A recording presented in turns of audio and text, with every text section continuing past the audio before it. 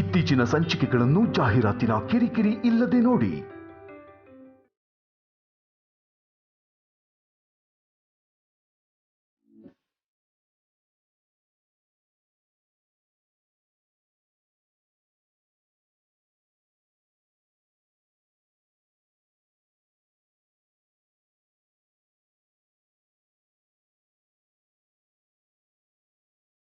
ನಾವು ಯಾರನ್ನ ತುಂಬ ಪ್ರೀತಿಸ್ತೀವೋ ಅವ್ರ ಮೇಲೆ ತುಂಬ ದ್ವೇಷ ಬರುತ್ತೆ ಅಂತ ಕೇಳಿದ್ದೆ.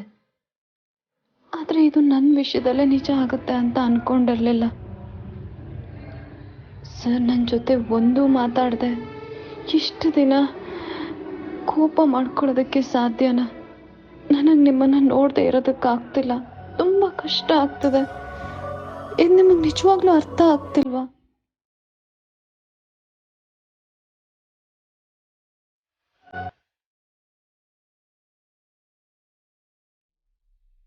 ಅನೋ, ಜ್ಯೂಸ್ ತಗೋ. ಅಕ್ಕ, ನೀವ್ಯಾಕೆ ತರೋದಕ್ಕೆ ಹೋದ್ರಿ? ಗೀತಾಗ ಹೇಳಿದ್ರೆ ಅವರೇ ತರ್ತಿದ್ರಲ್ಲ. ಈ ಗೀತಂಗೆ ತುಂಬ ಕೆಲಸ. ಈ ಥರ ಚಿಕ್ಕ ಪುಟ್ಟ ಕೆಲಸ ಮಾಡಿದ್ರೆ ಅವಳಿಗೂ ಹೆಲ್ಪ್ ಆಗುತ್ತೆ. ಆ್ಯಂಡ್ ಯು ನೋ ವಾಟ್, ನನಗೀಗ ಅಡುಗೆ ಮನೆ ಕೆಲಸ ಬೇರೆ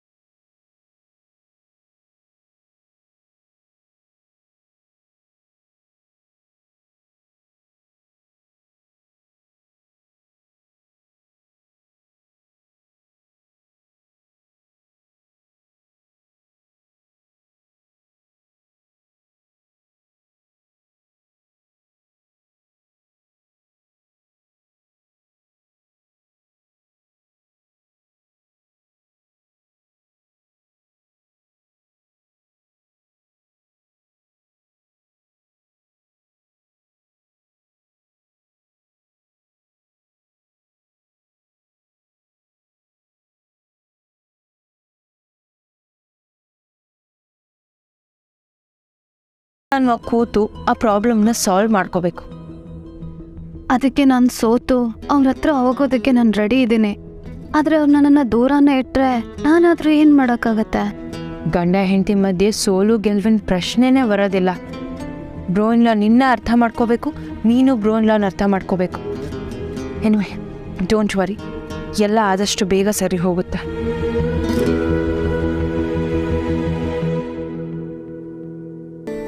ನಿನ್ನ ಜೊತೆ ನಾವಿದ್ದೀವಿ, ಏನು ಯೋಚನೆ ಮಾಡಬೇಡ. ಬ್ರೋಯಿನ್ಲ ಯಾಕೆ ನಿನ್ನ ಹತ್ರ ಮಾತು ಬಿಟ್ರು ಅನ್ನೋದಕ್ಕಿಂತ ಯಾರು ರೀಸನ್ಗೋಸ್ಕರ ಮಾತು ಬಿಟ್ರು ಅಂತ ತಿಳ್ಕೊಳೋದು ತುಂಬ ಇಂಪಾರ್ಟೆಂಟ್. ಮೊದಲು ಅದನ್ನು ತಿಳ್ಕೊತೀನಿ. ನಮ್ಮ ಮಾನಸಿ ಮಾತು ಕೇಳ್ತಿದ್ರೆ ತುಂಬ ಖುಷಿ ಆಗ್ತಿದೆ. ಒಬ್ರಿಗೊಬ್ರು ಕಷ್ಟ ಸುಖಕ್ಕೆ ಆಗೋದೇ ಸಂಸಾರ ಅನ್ನೋ ಮಾತು ನೆನಪಾಗ್ತಿದೆ.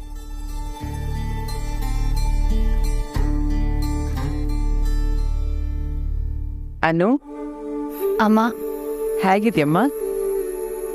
ಚೆನ್ನಾಗಿದ್ದೀನಿ ಅಮ್ಮ. ಮಾಮಿನ್ಲಾ, ಅನು ಬ್ರೋಯಿನ್ಲಾ ಇಲ್ಲ ಅಂತ ತುಂಬ ಫೀಲ್ ಮಾಡ್ಕೋತಿದ್ದಾಳ. ನಿನಗೀಗ ನಿನ್ನ ಬಗ್ಗೆ ಯೋಚನೆ ಮಾಡೋ ಸಮಯ. ನಿನ್ನ ಬಗ್ಗೆ ನೀನು ಕೇರ್ ತಗೋ ಅನು. ಆದಷ್ಟು ಬೇಗ ನೀನು ಹುಷಾರಾಗಬೇಕು. ಮೊದಲನ ಹಾಗೆ ಓಡಾಡಬೇಕು, ಅದೇ ಮುಖ್ಯ. ನೀವು ಹೇಳೋದನ್ನು ನಾನು ಮಾಡಬೇಕು ಅನ್ನೋದೇ ಆದರೆ ಅದಕ್ಕೂ ಮುಂಚೆ ನನಗೊಂದು ಮುಖ್ಯವಾದ ಕೆಲಸ ಇದೆ. ನಾನು ಅದನ್ನು ಮಾಡಿ ಮುಗಿಸ್ಲೇಬೇಕು.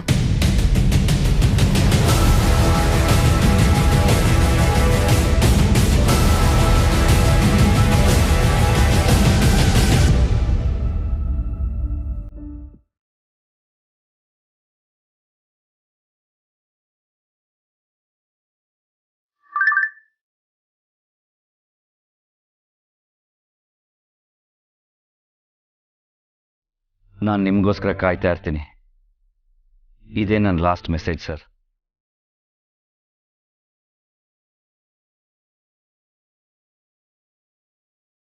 ನೀನು ಈ ಮೆಸೇಜ್ನ ಎಷ್ಟು ನೋವಲ್ಲಿ ಕಳಿಸಿರ್ತೀಯ ಅನ್ನೋ ಅಂದಾಜು ನನಗಿದೆ.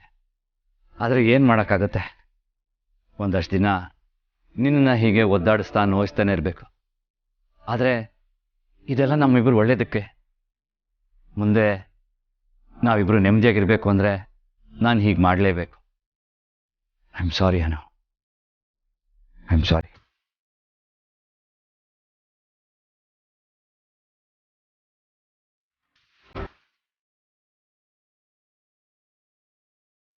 Auto auto sir.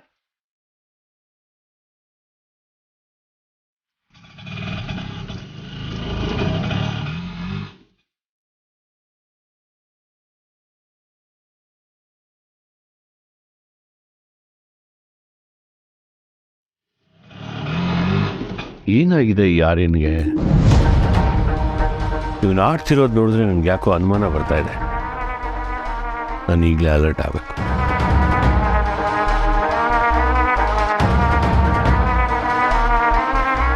ನಾ ಹೇಳೋದನ್ನ ಸರಿಯಾಗಿ ಕೇಳಿಸ್ಕೊ. ಆರ್ಯ ಎಲ್ಲೆಲ್ಲಿ ಹೋಗ್ತಾನೆ ಅಲ್ಲಲ್ಲಿ ನೀನು ಹೋಗಬೇಕು. ಅವನು ಯಾರನ್ನ ಭೇಟಿ ಮಾಡ್ತಾನೆ ಅನ್ನೋದನ್ನು ಸರಿಯಾದ ಟೈಮ್ಗೆ ನನಗೆ ಅಪ್ಡೇಟ್ ಮಾಡಬೇಕು. ಹೇಳಿದ ಅರ್ಥ ಆಯ್ತಾ? ಈಗಲಿಂದನೇ ಕೆಲಸ ಶುರು ಮಾಡು, ಬೇಗ.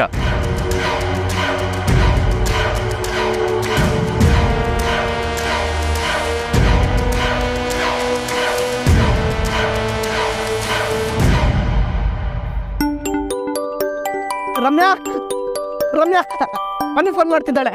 ಅನುನಾ? ಹಲೋ ಅನು, ಹೇಗಿದ್ಯಾ? ನಾನು ಹೇಗಿದ್ದೀನೋ ಹಾಗೇ ಇದ್ದೀನಿ. ನೀ ಹೇಗಿದ್ಯಾ? ನಿನ್ ಜೊತೆ ಮಾತಾಡ್ಬೇಕು ಅಂತ ಎಷ್ಟು ಕಾಯ್ತಿದ್ದೆ ಗೊತ್ತಾ? ಆದ್ರೆ ನೀನ್ ಯಾವಾಗ ರೆಸ್ಟ್ ಮಾಡ್ತಿರ್ತೀಯ ಅಂತ ನಂಗೆ ಗೊತ್ತಾಗಲ್ಲ. ಅದಕ್ಕೆ ಡಿಸ್ಟರ್ಬ್ ಮಾಡಬಾರ್ದು ಅಂತ ಸುಮ್ಮನಾಗಿದ್ದೆ. ಆದ್ರೆ ಇವಾಗ ನೀನ್ ಕಾಲ್ ಮಾಡಿದ್ ನೋಡಿ ನಂಗೆ ತುಂಬಾನೇ ಖುಷಿ ಆಗ್ತಿದೆ ಅನು. ಅಲ್ವೇ, ನನಗೇನೋ ದೊಡ್ಡ ರೋಗ ಬಂದು ನಾನು ಆಗ್ಲೋ ಈಗಲೋ ಸತ್ತೋಗ್ತೀನಿ ಅನ್ನೋ ರೇಂಜಿಗೆ ನನಗೆ ಫೀಲಿಂಗ್ ಕೊಡ್ತಿದ್ದೀರಲ್ಲ, ಯಾಕೆ? ನಾನು ಹುಷಾರಾಗೇ ಇದ್ದೀನಿ. ಈಗ ನನ್ನ ಕತೆ ಬಿಡು, ನಿನ್ನ ರೋಮಿಯೋ ಕತೆನ ಹೇಳು. ಅನು, ಇವಾಗ ನೀನು ಹುಷಾರಾಗೋದು ಮುಖ್ಯ, ಮಿಕ್ಕಿದೆಲ್ಲ ಆಮೇಲೆ. ರಮ್ಯಾ, ಮೊದಲು ನಿನ್ನ ಮದುವೆ ಡೇಟ್ನ ಹೇಳು. ಆಗ ನೋಡು ನಾನು ಹೇಗೆ ಪಟ್ಟಂತ ರೆಡಿ ಆಗ್ತೀನಿ ಅಂತ. ನೀನು ಹುಷಾರಾದ್ಮೇಲೆನೇ ನನ್ನ ಮದುವೆ. ಗೊತ್ತಾಯ್ತು ಬಿಡೆ ರಮ್ಯಾ. ಈ ಅನುಯಿಂದಾನೆ ನಿನ್ನ ಮದುವೆ ಡೇಟ್ ಇನ್ನೂ ಫಿಕ್ಸ್ ಆಗಿಲ್ಲ ಅನ್ನೋ ಗಿಲ್ಟ್ ನನ್ನನ್ನು ಕಾಡಬೇಕು ಅನ್ನೋ ಕಾರಣಕ್ಕೆ ನೀನು ಹೀಗೆಲ್ಲ ಮಾಡ್ತಿದ್ಯಾ ಅಲ್ವಾ?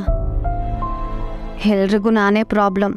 ಕೆಟ್ಟದಕ್ಕೆ ಬಿಡು, ಒಳ್ಳೇದಕ್ಕೂ ನಾನು ಅಡ್ಡಿ ಆಗ್ತಿದ್ದೀನಿ ಅಂತ ನಾನು ಅನ್ಕೊಂಡಿರ್ಲಿಲ್ಲ ಕಣೆ. ನಾನು ಹೇಳಿದ ಆಗಲ್ಲ ಅನು. ನೀನು ಕಂಪ್ಲೀಟಾಗಿ ಹುಷಾರಾದ್ಮೇಲೆ ಮದುವೆ ಇಟ್ಕೊಳ್ಳೋಣ ಅಂತ ಹೇಳಿದೆ ಅಷ್ಟೇ. ಹಾಗಾದ್ರೆ ಈ ಕ್ಷಣದಿಂದನೇ ನಿನ್ನ ಮದುವೆ ತಯಾರಿ ಎಲ್ಲ ಶುರು ಆಗಬೇಕು. ನಾನು ಹುಷಾರಾಗಿ ಆರಾಮಾಗಿದ್ದೀನಿ. ನೀನೀಗ ಹೂ ಅಂದರೆ ಅದೇ ನಿನ್ನ ಮದುವೆ ಮೊದಲನೇ ತಯಾರಿ.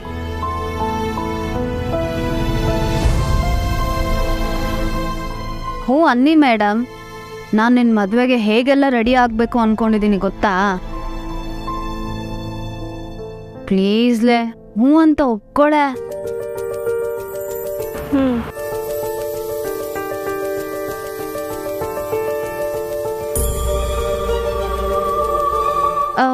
ಏನೇನು ಹೇಳು, ನನಗೆ ಸರಿಯಾಗಿ ಕೇಳಿಸ್ಲಿಲ್ಲ.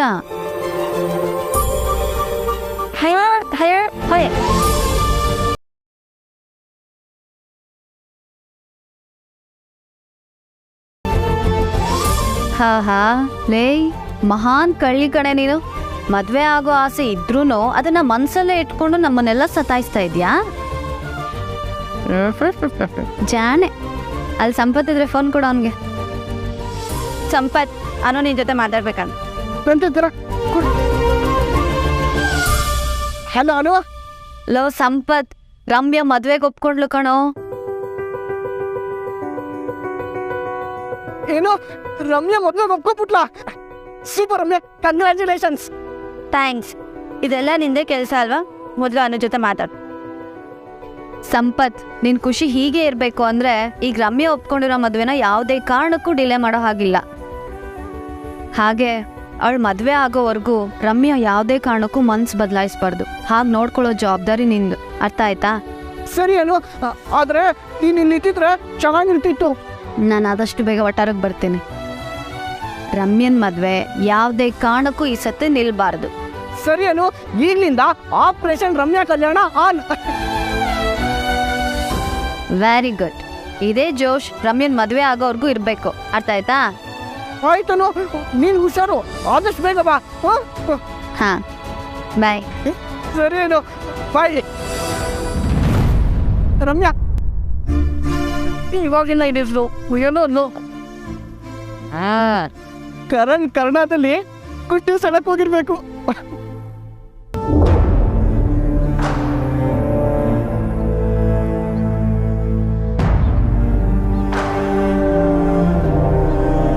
ಆಂಟಿ ಆಂಟಿ ಆಂಟಿ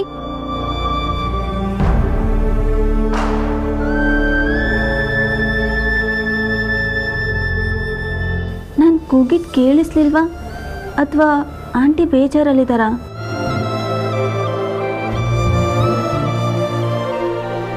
ಆಂಟಿ ಏನ್ ಮಾಡ್ತಿದ್ದೀರಾ? ಯಾಕೆ ಏನಾಯ್ತು? ನಾನೇನ್ ಮಾಡಿದೆ? ಉಲ್ಟಾ ಕೆಲಸ ಮಾಡ್ತಿದ್ದೀರಾ. ಸಿಪ್ಪೆ ಜಾಗದಲ್ಲಿ ಬಟಾಣಿ ಜಾಗದಲ್ಲಿ ಸಿಪ್ಪೆ ಹಾಕ್ತಿದ್ದೀರಾ. ಅಯ್ಯಯ್ಯೋ ಹೌದಲ್ವಾ? ಹುಷಾರಿಲ್ವಾ ಆಂಟಿ? ಯಾಕೊಂಥರ ಇದ್ದೀರಾ? ಆಗೇನಿಲ್ವಲ್ಲ. ಹೌದು, ಏನು ಇದಕ್ಕಿದ್ದಂಗೆ ಈ ಕಡೆ ಬಂದ್ಬಿಟ್ಟಿದ್ಯಾ? ಅದು ಅವಾಗಲೇ ನಾನು ಹೇಗಿದ್ದಾಳೆ ಅಂತ ಕೇಳಿದಾಗ ನೀವು ಸುಧಾರಿಸ್ಕೊತಿದ್ದಾಳೆ ಅಂತ ಹೇಳಿದ್ರಿ. ಅದು ನಂಗೆ ಯಾಕೋ ನಂಬಿಕೆನೇ ಬರಲಿಲ್ಲ. ಆದರೆ ಇವಾಗ ಅನು ಜೊತೆ ಮಾತಾಡಿದ್ಮೇಲೆ ಮನ್ಸಿಗೆ ಸಮಾಧಾನ ಆಯಿತು. ಅದನ್ನು ಹೇಳೋಗೋಣ ಅಂತಲೇ ಬಂದೆ. ಏನು ಅನು ಫೋನ್ ಮಾಡಿದ್ಲಾ? ಅಳಿಯಂದ್ರು ಬಂದ್ರಂತ? ಏನು ಹೇಳ್ತಿದ್ದೀರಾ ಆಂಟಿ? ಅಳಿಯಂದ್ರು ಮನೆಗೆ ಬಂದ್ರಂತ? ಆರ್ಯ ಸರ್ ಎಲ್ಲೋಗಿದ್ದಾರೆ? ಅವ್ರು ಅನು ಜೊತೆ ಇಲ್ವಾ? ನಾನೇ ಹೇಳ್ಬಿಟ್ಲ. ಆಂಟಿ ನಿಜ ಹೇಳಿ, ಅನು ಸುಧಾರಿಸ್ಕೊತಿದ್ದಾಳೆ ಅಂದ್ರೂ ನೀವು ಇಷ್ಟೊಂದು ಚಿಂತೆ ಮಾಡ್ತಿದ್ದೀರಾ ಅಂದರೆ ಅಲ್ಲೇನೋ ಆಗಿದೆ. ಅನು ಕೂಡ ನನ್ನ ಹತ್ರ ಏನೂ ಹೇಳಲ್ಲ. ನೀವಾದರೂ ನಿಜ ಹೇಳಿ ಆಂಟಿ. ಆರ್ಯ ಸರ್ ಅನುನ ಇಂಥ ಸ್ಥಿತಿಲಿ ಬಿಟ್ಟು ಎಲ್ಲೋದ್ರು? ಗೊತ್ತಿಲ್ಲ, ಆದರೆ ಅಳಿಯಂದ್ರು ಮಾತ್ರ ಅನ್ನೋದು ಬಿಟ್ಟೋದ್ರು.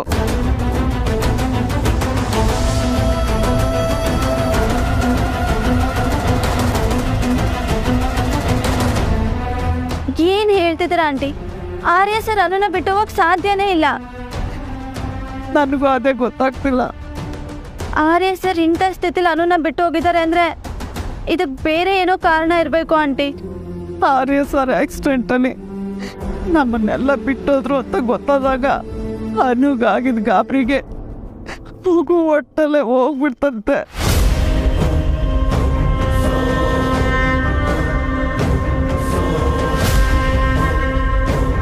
ಆಗ ಅದನ್ನ ಹೇಳೋದಕ್ಕೆ ಧೈರ್ಯ ಸಾಲದೆ ಯಾರಿಗೂ ಅದನ್ನ ಹೇಳಿಲ್ಲ. ಆಮೇಲೆ ಪಂಡಿತರು ನೆನಪಿನ ಗಲಾಟೆ ಇನ್ನು ಏನೇನೋ.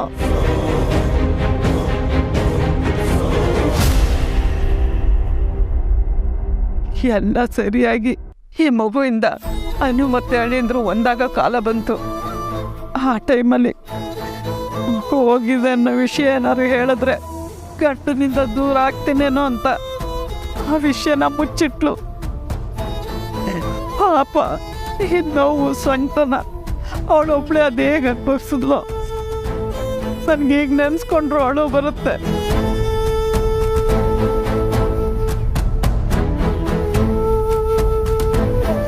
ಯಾವಾಗಲೂ ಬೇರೆಯವ್ರ ಸುಖ ಸಂತೋಷದ ಬಗ್ಗೆನೇ ಯೋಚನೆ ಮಾಡೋ ನಮ್ಮ ಮನುಗೆ ಯಾಕಂಟಿ ಹೀಗಾಗುತ್ತೆ? ಅವಳು ಯಾವಾಗಲೂ ಹೀಗೆ ಸುಮ್ಮನೆ ಬೆಸ್ಟ್ ಫ್ರೆಂಡ್ ಅಂತ ಹೇಳ್ತಾಳೆ. ಆದರೆ ನನ್ನ ಹತ್ರ ಏನೂ ಹೇಳ್ಕೊಳಲ್ಲ. ಎಷ್ಟು ಬೇಜಾರಾಗುತ್ತೆ ಗೊತ್ತಾ?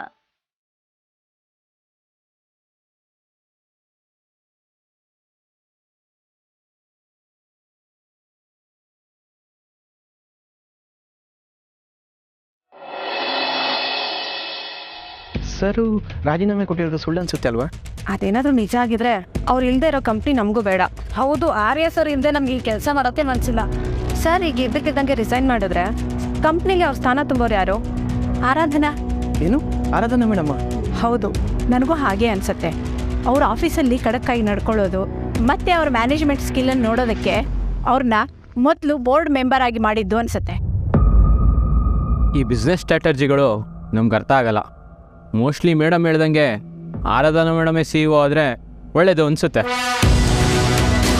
ಡೌಟೇ ಇಲ್ಲ, ಹನುಮಮ್ ಕೂಡ ಹೆಲ್ತ್ ಇಶ್ಯೂಸಿಂದ ಆಫೀಸಿಗೆ ಬರ್ತಾನೇ ಇಲ್ಲ. ನನಗೂ ಆರಾಧನಾ ಮೇಡಮೇ ಸಿಯೋ ಅಂತ ಅನ್ನಿಸ್ತಿದೆ. ಸರಿ ಸರಿ, ಕೆಲಸ ನೋಡೋಗಿ.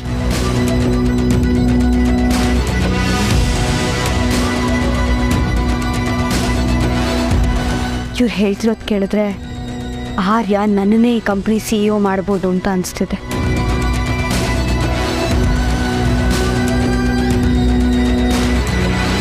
ಈ ಕಂಪ್ನಿಯಲ್ಲಿ ಕೆಲಸ ಸಿಕ್ಕರೆ ಅದು ನನ್ನ ಅದೃಷ್ಟ. ನನ್ನ ಲೈಫ್ನ ಅರ್ಧ ಕನಸು ನನ್ಸಂಗೆ. ಹಾಗಾದರೆ ಆ ಕನಸು ನನಸಾಗಲ್ಲ ಬಿಡಿ. ಯಾಕೆ? ಬಿಸ್ನೆಸ್ಸಲ್ಲಿ ದೊಡ್ಡ ಹೆಸರು ಮಾಡಿರೋ ವರ್ಧನ್ ಗ್ರೂಪ್ಸ್ ಓನರು ಇಲ್ಲಿ ಕೆಲಸ ಕೇಳ್ಕೊಂಬಂದಿದ್ದಾರೆ. ಅಲ್ಲಿ ನಿಂತು ನೋಟಿಸ್ ಬೋರ್ಡ್ ನೋಡ್ತಿದ್ರಲ್ವಾ, ಅವರೇ ಆರ್ಯವರ್ಧನ್. ಅವರೇನು ಆರ್ಯವರ್ಧನ್? ಸರಿಯಾಗಿ ಮುಖ ಕಾಣ್ತಾ ಇಲ್ಲ. ನಾನು ಅವ್ರ ಬಗ್ಗೆ ಪೇಪರಲ್ಲಿ ಓದಿದ್ದೆ. ನಮ್ಮಂಥ ಸಾವಿರಾರು ಜನಕ್ಕೆ ಉದ್ಯೋಗ ಕೊಡೋರು ಎಲ್ಲ ಕೆಲಸ ಹುಡ್ಕೊಂಬರೋಕ್ಕೆ ಸಾಧ್ಯನಾ? ಮೋಸ್ಟ್ಲಿ ಈ ಕಂಪ್ನಿನ ಟೇಕ್ ಓವರ್ ಮಾಡೋಕ್ಕೆ ಬಂದಿರಬೇಕು. ಸರ್, ಇಲ್ಲಿ ಆರ್ಯವರ್ಧನ್ ಅಂದರೆ ಯಾರು? ಎಸ್, ನಾನೇ. ಬನ್ನಿ ಸರ್, ಹೋಗು. Excuse sir. ಸರ್, ನೀವು ಇಂಟರ್ವ್ಯೂ ಅಟೆಂಡ್ ಮಾಡ್ತಿದ್ದೀರಾ? ಹೌದು. ಯಾಕೆ ಇಷ್ಟು ಆಶ್ಚರ್ಯ ಪಡ್ತಾ ಇದ್ದೀರಾ? ನಾನು ಕೆಲಸಕ್ಕೆ ಅಪ್ಲೈ ಮಾಡಬಾರ್ದಾ? ಸರ್ ಬನ್ನಿ, ಹೋಗೋಣ. Bus. May I come in sir? Yes please. Hello mister Aryavardhan, ನಿಜವಾಗ್ಲೂ ನೀವೇನಾ? ನಾನು ನಂಬೋಕೆ ಸ್ವಲ್ಪ ಕಷ್ಟ ಆಗ್ತಿದೆ. ಆ್ಯಕ್ಚುಲಿ ಆರ್ಯವರ್ಧನ್ ಅನ್ನೋ ಹೆಸರು ನೋಡಿದಾಗ ನಿಮ್ಮ ನೆನಪಾಯ್ತು. ಆದರೆ ಆ ವ್ಯಕ್ತಿ ನೀವೇ ಅಂತ ಅಂದ್ಕೊಂಡಿರಲಿಲ್ಲ. ನೀವು ಇಷ್ಟೊಂದು ಮುಜುಗರ ಪಟ್ಕೊಳ್ಳೋ ಅವಶ್ಯಕತೆ ಇಲ್ಲ. ಇಲ್ಲಿ ಬಂದಿರೋ ಎಲ್ಲರೂ ಹಾಗೆ ನಾನು ಕೆಲಸದ ಆಕಾಂಕ್ಷಿ ಅಷ್ಟೆ. ಪ್ಲೀಸ್.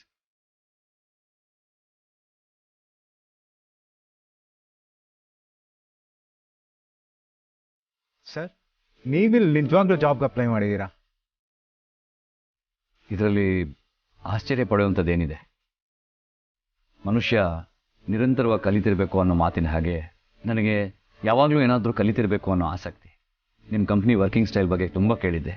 ಅದಕ್ಕೆ ನಿಮ್ಮ ಕಂಪ್ನಿಲಿ ಕೆಲಸ ಕಲಿಯೋಣ ಅಂತ ಬಂದೆ.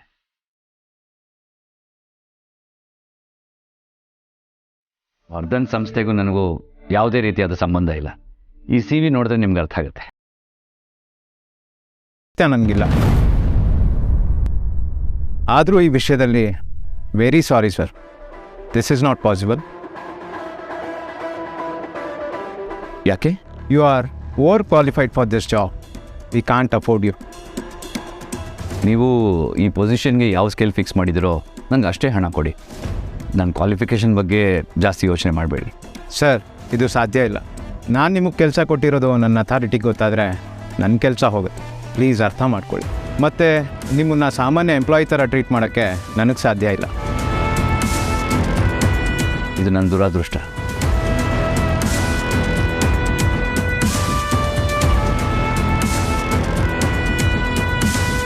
Anyway, nice meeting you. Nice meeting you. ಏಯ್, ಅಲ್ಲಿ ಬಂದ ನೋಡು, ಹಿಂದೆ ಬಂದ ನೋಡು, ಲೆಫ್ಟ್ ಅಲ್ಲಿ ಬಂದ ನೋಡು, ರೈಟ್ ಅಲ್ಲಿ ಬಂದ ನೋಡು. ಓಡಿ.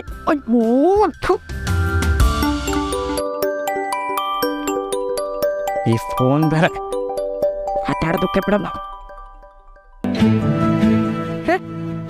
ರಮ್ಯಾ, ರಮ್ಯಾ, ರಮ್ಯಾ, ರಮ್ಯಾ, ಯಾಕೋ ಏನಾಯ್ತು? ಒಳ್ಳೆ ಕೋಟಿ ರೂಪಾಯಿ ಲಾಟ್ರಿ ಹೊಡೆದಂಗೆ ಆಗ್ತಿದೆಯಲ್ಲ.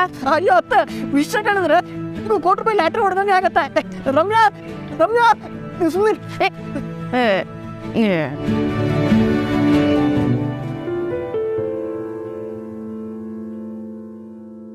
ರಮ್ಯಾ, ರಮ್ಯಾ, ಒಬ್ಬ ಕೊನೆಗೂ ಸಿಕ್ಕುತ್ತಿಲ್ಲ.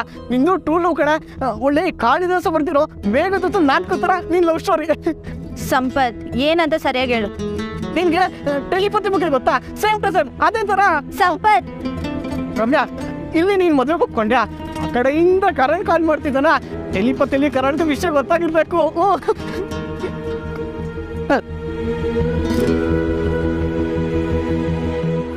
ಮದುವೆ ಆಗೋ ಹುಡುಗ ಕಾಲ್ ಮಾಡ್ತಿದ್ದಾನೆ ಅಂದರೆ ಖುಷಿ ಪಡಬೇಕು. ಆದರೆ ರಮ್ಯಾ ಯಾಕೆ ಇಷ್ಟೊಂದು ಸೀರಿಯಸ್ ಆಗಿದ್ದಾಳೆ?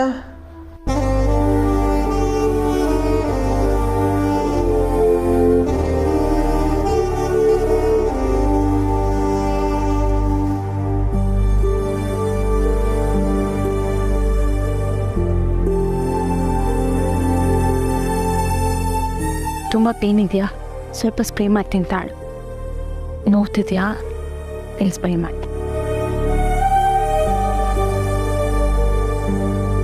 ಸಾಕು. ಊಟಕ್ಕೆ ಹೋಗೋಣ? ಹಾ. ಹರ್ಷ, ಯಾಕಪ್ಪ ಡಲ್ ಆಗಿದೆಯಾ? ಈ ನಡುವೆ ಎಲ್ಲ ವಿಷಯದಲ್ಲೂ ಹೀಗೆ ಆಗ್ತಿದೆ ಅಮ್ಮ. ಈಗೇನಾಯ್ತಪ್ಪ? ದಾದ ಆದಷ್ಟು ಬೇಗ ಎಲ್ಲನೂ ಅರ್ಥ ಮಾಡಿಕೊಂಡು ಮನೆಗೆ ವಾಪಸ್ ಬೇಗ ಬರ್ತಾರೆ ಅಂತ ನಾವು ನಂಬಿದ್ರೆ ಅದ್ಯಾವುದೂ ಆಗೋಂಗೆ ಕಾಣಲ್ಲಮ್ಮ. ಬಾವಾ, ಏನಾಯ್ತೀಗ? ಅದಕ್ಕೆ ದಾದ ಬರೀ ಮನೆಗೆ ಮಾತ್ರ ಅಲ್ಲ, ಇನ್ನು ಮುಂದೆ ಆಫೀಸು ಕೂಡ ಬರ್ತಿಲ್ಲ. ಸರಿಯಾಗಿ ಹೇಳು ಹರ್ಷ, ಅದೇನು ಹೇಳಬೇಕು ಅಂತಿದ್ಯಾ? ದಾದ ಈಗ ನಮ್ಮ ವರ್ಧನ್ ಕಂಪ್ನಿ ಗ್ರೂಪ್ಸೇ ಬಿಟ್ಟು ಹೋಗಿದ್ದಾರೆ.